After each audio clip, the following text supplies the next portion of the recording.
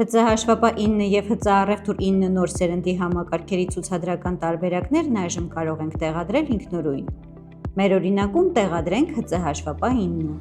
Մուտք գործենք armsoft.am կայք, բեռնումներից սեղմենք ցուցադրական տարբերակներ։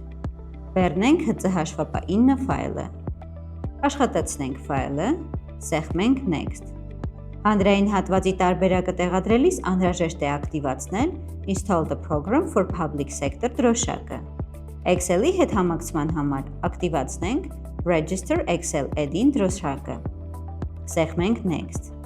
ապա Install։ Տեղադրումն ավարտելու համար սեղմենք Finish։ Ծրագիրն առաջին անգամ բացելիս հնարավոր է հայտնվի .NET-ի տեղադրման հաղորդագրություն։ Անհրաժեշտ է սեղմել Download it now։ Բեռնումից հետո աշխատեցնել ֆայլը, սեղմել Run, ապա Install։ Բացենք ծրագիրը։ Գրանցենք ամպային օգտագործող, որը նախատեսված է ՀԾ համակարգեր մուտք գործելու համար։ Սեղմենք Գրանցվել կոճակը։ Էլ հասցե դաշտում նշենք օգտագործողի էլեկտրոնային հասցեն։ Սեղմենք Ուղարկել հաստատման կոդը։